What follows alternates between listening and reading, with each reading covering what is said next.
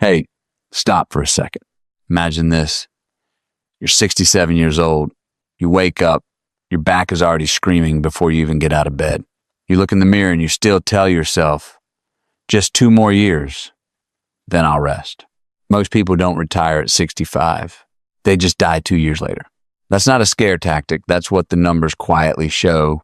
And if you're over 59 right now and still grinding every day, I need you to hear this like I'm your older brother who already watched too many friends make this mistake. What if the real danger isn't running out of money? What if it's running out of life while your body is still clocking in? Look, I'm not here to tell you to quit tomorrow and go live on a beach. That's fake advice. I'm here to tell you the honest truth nobody says out loud at the office. Your body after 59 is not the same machine it was at 40. It doesn't heal the same, it doesn't recover the same, and it damn sure doesn't forgive the same. Every extra year you push through crazy stress, long hours, and bad chairs, it's like taking a loan from your future self. The problem? That loan has a brutal interest rate. One day you wake up and the body says, payment due. I've seen it.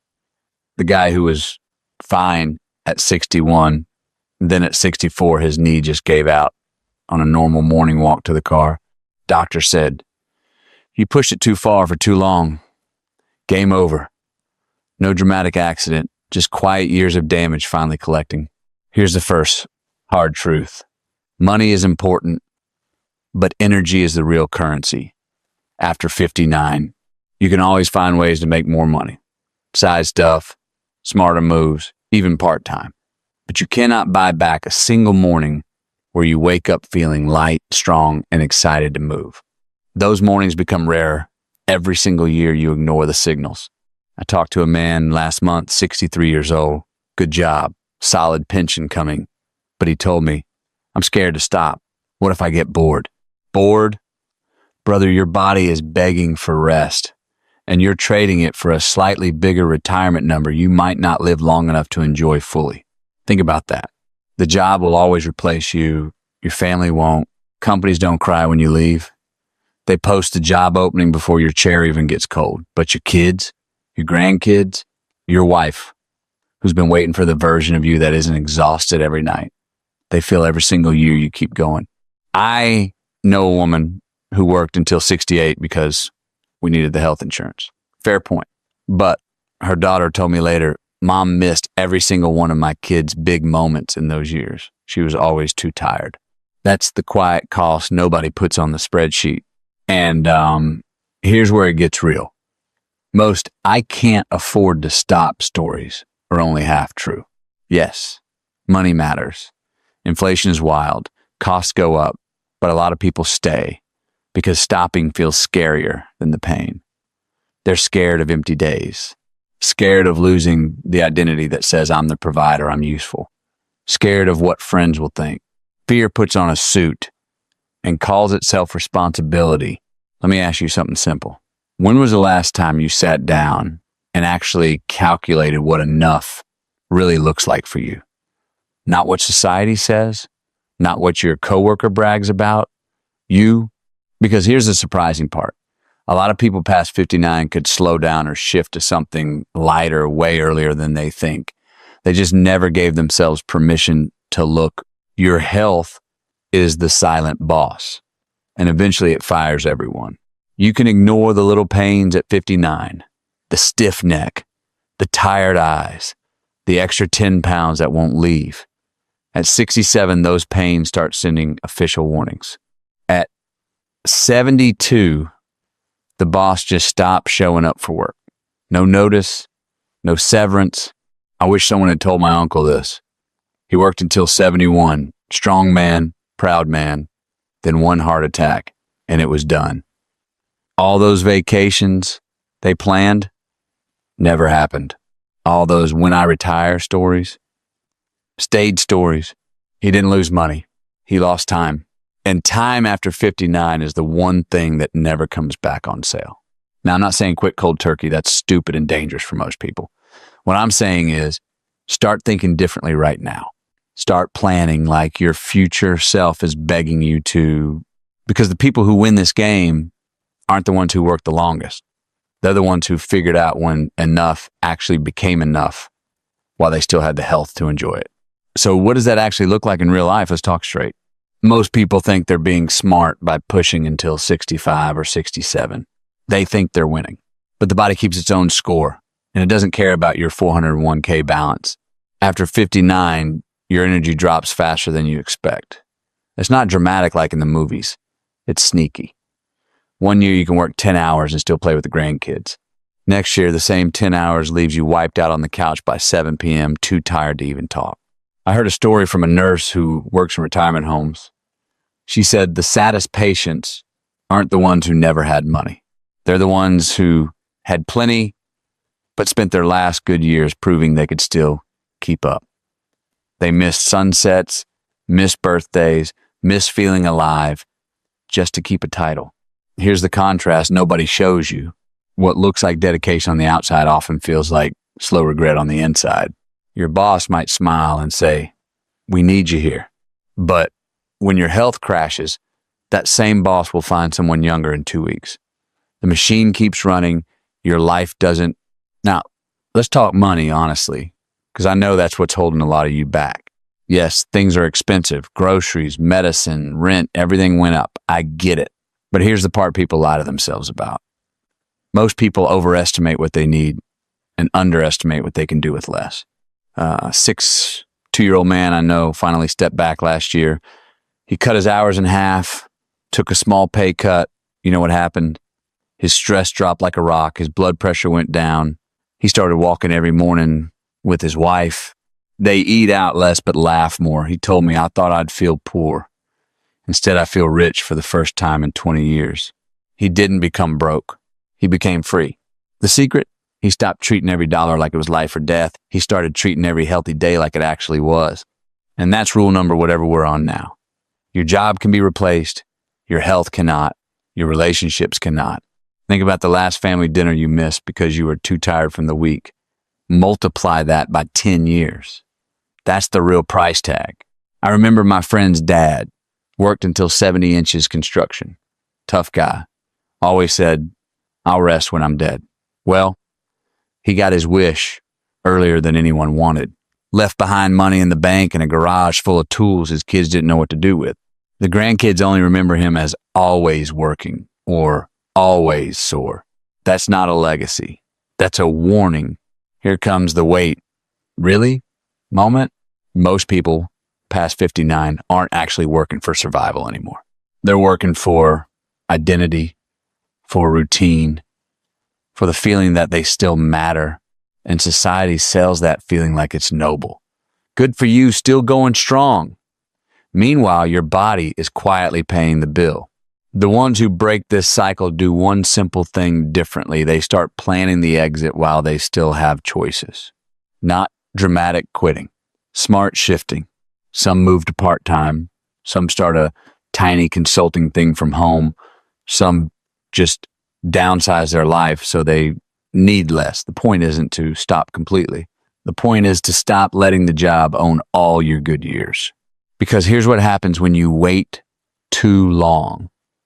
The body makes the decision for you. And when the body decides, it doesn't negotiate. One fall, one diagnosis, one random Tuesday where you just can't get out of bed the same way. Game change forever. I don't want that for you.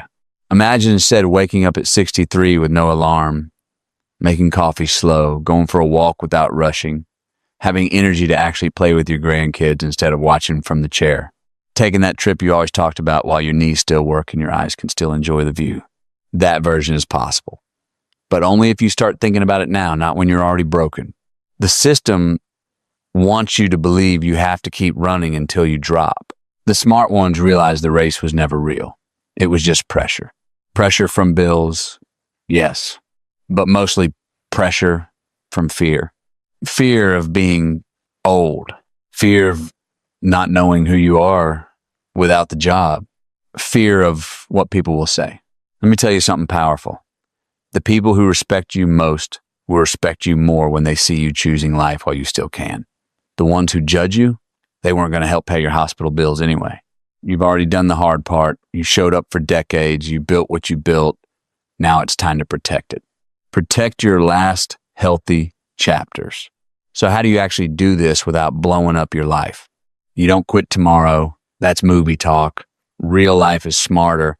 You start by asking one quiet question every single day. Am I still choosing this, or is it choosing me?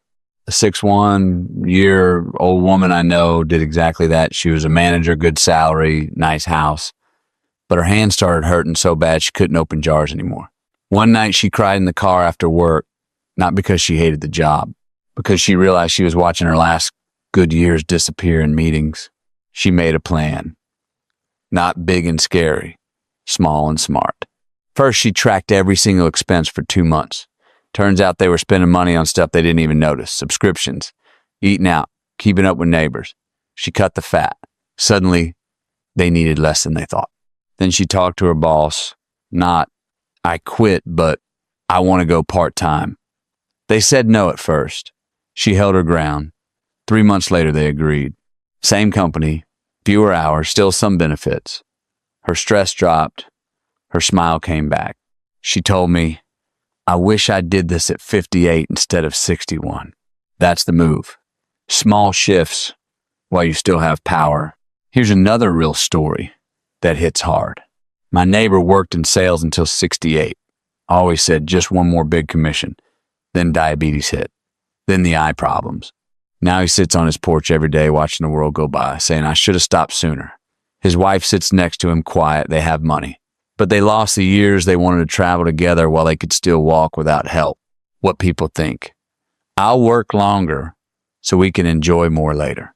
What really happens, you trade your best later for a little more now, and the body cashes the check early. The contrast is brutal. Some of you watching this are thinking, easy for you to say, I don't have savings. I have debts. I hear you. I'm not ignoring that. But even then, the game changes at 59. You start protecting your body like it's your biggest asset. Because it is. Sleep more, move more. Even if it's just walking after dinner, eat food that doesn't fight you. Say no to extra projects that steal your weekends. These aren't soft suggestions. They're survival moves. I saw a truck driver, 60 years old, who started parking earlier and sleeping in his own bed more. And he dropped 25 pounds. His blood pressure normalized. He's still driving, but now on his terms. He says the money is a bit less, but the life is way more. You don't have to go from 100 to 0. You go from 100 to 70, then 70 to 50. Slow, controlled, while you still can steer. And here's something surprising most people never admit out loud. A lot of the fear of stopping isn't even about money. It's about identity. Who am I if I'm not working? What do I say when people ask, so what do you do? The answer is simple. You say, I'm finally living. That sounds cheesy until it's your reality. Then it feels like freedom. I know men who were terrified of retirement. Then they started fishing or fixing old cars or just sitting with their grandkids. 6 months later, they looked 10 years younger. The body healed when the pressure went down. Your brain needs rest too. All those years of constant decisions and stress, they were grooves in your mind. When you slow down, the mind gets quiet. You start seeing things you missed for decades. Colors look brighter. Jokes are funnier. Life feels longer. That's the part nobody puts in the retirement brochures. Now, let's get real about the dark side for a second. If you keep pushing past the signals, the body will make the decision for you. Heart attack, stroke, bad fall. Cancer that shows up because your immune system got tired of fighting on low battery. I've been to too many funerals where people said, he was still working full time. What a warrior. No, that wasn't warrior. That was slow surrender. The real warriors are the ones who step back while they can still dance at their daughter's wedding, still carry their grandson on their shoulders, still kiss their wife without being out of breath. That's strength. You've earned the right to choose. You've already run the race most people run. Now it's time to decide how you finish it. Some of you will watch this and feel angry. Good. Use that anger. Not at me. At the system that told you working till you drop was honorable. Some of you will feel scared. That's okay too. Fear is just information. It's telling you something needs to change. The ones who win, they feel the fear and start planning anyway. Because every extra year you protect your health now is like putting gold in a bank that actually pays you back in smiles, energy, and memories. Let me leave you with the picture that changed everything for me. Picture 2 minute 72. Man A worked until 70. Proud, dedicated. He has a nice savings account, but he spends most days at doctor appointments. His hands shake. He can't play with his grandkids without getting winded. He looks back and says, I wish I had slowed down sooner. Man B stepped back at 62, took a part-time gig he actually enjoyed, spent the next 10 years traveling with his wife, gardening, teaching his grandson how to fish. He's not rich, but he's healthy. He laughs easy. His family fights to spend time with him. Sama Asha. Different choices, completely different endings. The difference wasn't luck, it was when they decided enough was enough. Here's the big truth nobody wants to say out loud. Working past 59 is not the problem.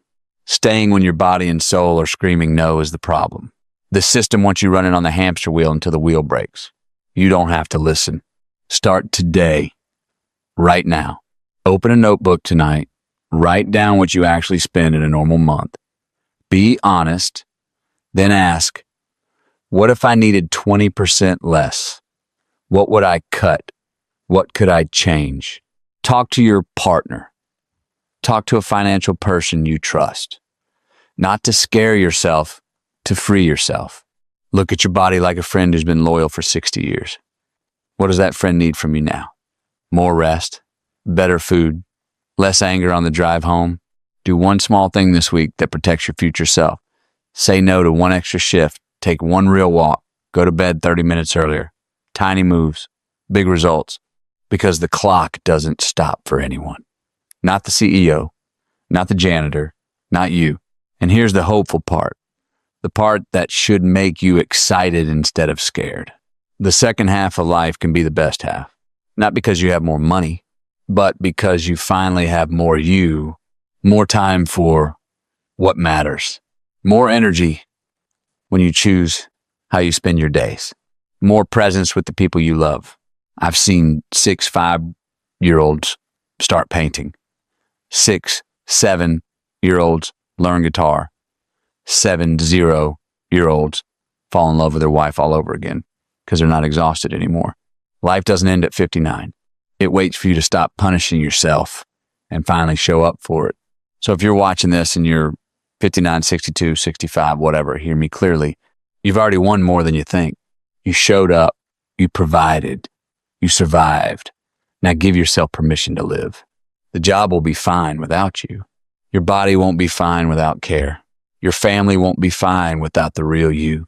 Stop trading your last healthy years for money you might not need and identity you don't have to prove anymore. The ones who truly win aren't remembered for how long they worked.